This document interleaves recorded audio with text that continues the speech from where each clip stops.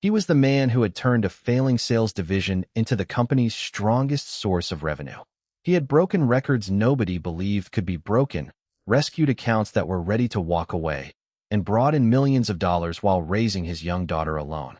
But on the day he expected to receive the promotion he had sacrificed everything for, Michael stood in a crowded conference room and watched the chairman hand the position to his own daughter.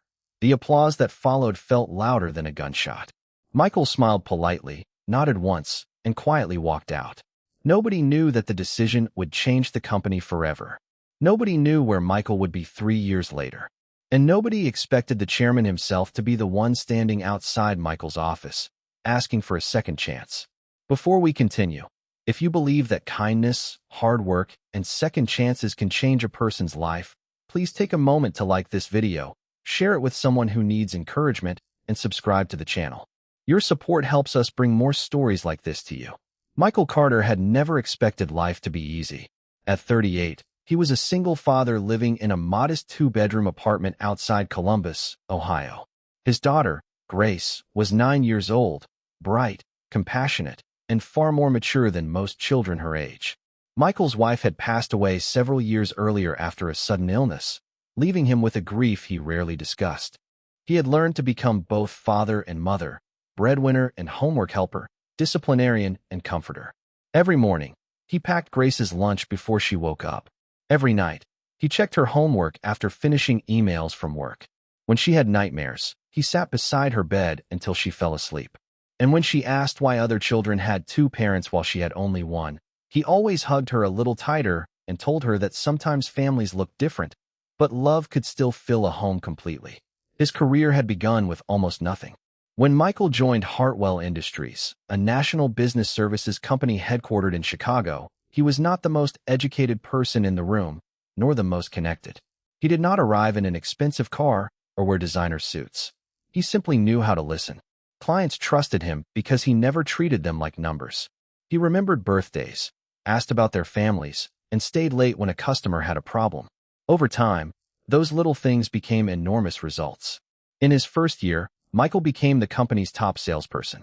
In his second year, he broke his own record. In his third year, he became the highest-performing salesperson in the entire history of the company. His contracts generated millions in revenue, and competitors began trying to recruit him. Yet Michael stayed because he believed Hartwell Industries had given him a chance when he desperately needed one. He also stayed because Chairman Richard Bennett had once told him that the company rewarded loyalty and results. Michael believed those words. He believed them so completely that he never imagined they would eventually break his heart. By the beginning of his 4th year, everyone expected Michael to become regional vice president. His manager, Thomas Reed, had privately told him that the numbers were undeniable. Several senior executives supported him.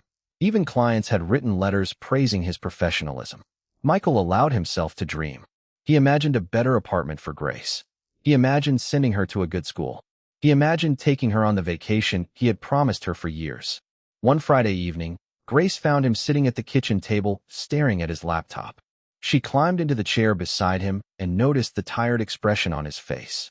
She asked if something was wrong, and Michael smiled, closed the laptop, and told her everything was fine. Grace looked at him carefully before placing a small handmade paper star beside his coffee cup. She had made it at school and written his name on it. She told him that her teacher had asked the students to write about the person they thought worked the hardest, and she had chosen him. Michael turned away for a moment because his eyes had filled with tears. That little paper star meant more to him than any bonus. The following Monday, Michael walked into the company headquarters wearing his best navy suit. The promotion meeting had been scheduled for 10 o'clock. He entered the conference room expecting to hear his name. Instead, Chairman Richard Bennett stood at the front beside his 31-year-old daughter, Rebecca Bennett. Rebecca had recently joined the company after several years working at another firm. She was intelligent and ambitious, but her sales record was nowhere near Michael's. Still, Richard announced that Rebecca would become the new regional vice president. For a moment, Michael thought he had misunderstood. Then the executives began applauding. Rebecca smiled. Richard shook her hand, and Michael realized the promotion had never truly been about performance. It had been about family. The room continued celebrating while Michael sat silently at the end of the table. Nobody noticed how tightly he clenched his hands beneath the table. Nobody saw the disappointment in his eyes. The man who had spent 3 years building the company's reputation suddenly felt like an outsider in the very place he had helped save. Thomas looked at him apologetically, but Michael only nodded. After the meeting, Richard called him into his office. He explained that Rebecca was family, that the company needed strong leadership, and that Michael would continue reporting to her. He assured Michael that there would be other opportunities. Michael listened quietly. Then he remembered his daughter's paper star. He thought about all the nights he had worked until midnight, all the weekends he had missed, all the birthdays he had rushed through because a major client needed him. And something inside him finally broke. He thanked Richard for the opportunity. Then he resigned. The office went silent when the news spread. Some people assumed Michael was angry. Others thought he was being arrogant. A few co-workers quietly supported him but were too afraid to say so. Rebecca took over his accounts, confident that she could handle everything. But she quickly discovered something nobody had told her. Michael's success had never been about the spreadsheet. It had been about relationships. Within 6 months, several major clients began complaining. Some asked to work with Michael again. Others reduced their contracts. Revenue started falling. Richard became frustrated. Rebecca became overwhelmed. And Michael? Michael disappeared from the corporate world. He took a small sales position with a struggling family-owned technology company in Ohio called Oak Ridge Solutions. The salary was significantly lower. His office was barely larger than a storage room. There were no private assistants, no company car, and no executive dinners. But Michael was happy. For the first time in years, he could leave work at 5. He attended Grace's school plays. He helped her build science projects. He watched her soccer games from the sidelines. When she came home with a bad grade, he sat beside her instead of checking his phone. When she got her first school award, he was sitting in the front row. Life was not luxurious, but it was full. And Michael slowly realized something painful and beautiful. He had spent years trying to prove his worth to people who measured him by numbers, while his daughter had never needed him to prove anything. 3 years passed. Oak Ridge Solutions grew steadily. Michael became the company's director of client relations, but he never chased another title. He focused on building a team where employees were valued for what they contributed, not who their parents were. Then one rainy Tuesday morning, Michael received an unexpected phone call. Hartwell Industries was in serious trouble. The company had lost several major clients. Investors were demanding answers. Employees were leaving. The board was considering removing Richard Bennett as chairman. And there was one client account that could potentially save the company. The problem was that the client trusted only one person, Michael. That afternoon, Richard Bennett arrived at Oak Ridge Solutions. He looked older than Michael remembered. The confidence was gone from his face. His shoulders seemed heavier. For a few seconds, neither man spoke. Richard had come to ask Michael for help. Michael could have refused. He could have reminded Richard of that conference room 3 years earlier.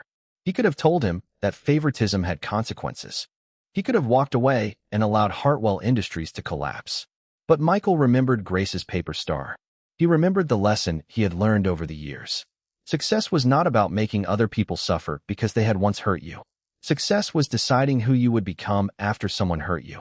Michael agreed to help, but not by returning as an employee. He proposed a partnership. He would help Hartwell rebuild its sales division, but the company would establish a transparent promotion system based on performance, leadership, and character. Family members would be allowed to work there, but they would have to earn their positions like everyone else. Richard agreed. The next morning, Michael walked back into Hartwell Industries for the first time in 3 years. The same hallway, the same glass walls, the same conference room. But Michael was different. Employees stood as he entered. Some smiled. Some looked ashamed. Rebecca was standing near the conference table. She was no longer the confident executive who had accepted the promotion 3 years earlier. She had learned difficult lessons. She had failed, struggled, and eventually understood why Michael had been so valuable. She approached him with tears in her eyes and apologized.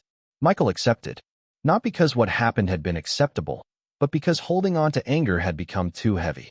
Rebecca later stepped down from the executive position and earned a new role through a competitive internal process. This time, nobody questioned why she had received it. And Michael? He never became the man he had once wanted to be. He became something better. He became the man who helped build a workplace where other people would never have to experience what he had experienced. Months later, Hartwell Industries recovered. Employees who had once feared losing their jobs began rebuilding the company with confidence. Revenue climbed again. Clients returned. And Richard Bennett eventually retired, leaving the company under a leadership team that had been selected through merit rather than family connections. But the most powerful moment happened outside the office. One evening, Michael arrived home after work and found Grace waiting at the kitchen table. She was 17 now. The little girl who had once made him a paper star had grown into a confident young woman. She had kept that star. It was taped inside a small wooden frame on her bedroom wall. Michael asked why she had never thrown it away. Grace smiled and told him that she had made it because she wanted him to remember something. She had believed he was the hardest working person she knew, but as she grew older, she realized something even more important. Her father had taught her that being successful did not mean winning every battle. Sometimes success meant walking away with your dignity intact. Sometimes it meant choosing your family over a title. Sometimes it meant forgiving someone without forgetting the lesson. Michael stood quietly in the doorway, fighting back tears. 3 years earlier, he had walked out of Hartwell Industries carrying a cardboard box while an entire room celebrated someone else. He thought that day had been the end of his career. It wasn't. It was the beginning of his freedom. The company had taken away a promotion, but life had given him something far more valuable: time with his daughter, peace in his heart, and the opportunity to become a better leader than the one he had once hoped to become. And perhaps the greatest victory was that when the moment came, Michael had every reason to destroy the people who had once overlooked him. Instead, he chose to rebuild. If this story touched your heart, please like the video, share it with someone who needs a reminder that rejection is not the end, and subscribe to the channel. Sometimes the door that closes in front of us is simply making room for a better one. And before we end, I want you to leave one special comment below. I will never let rejection decide my worth. Because Michael learned something that every one of us needs to remember. People may overlook your hard work. Someone may choose another person over you, and a door you desperately wanted may close without explanation.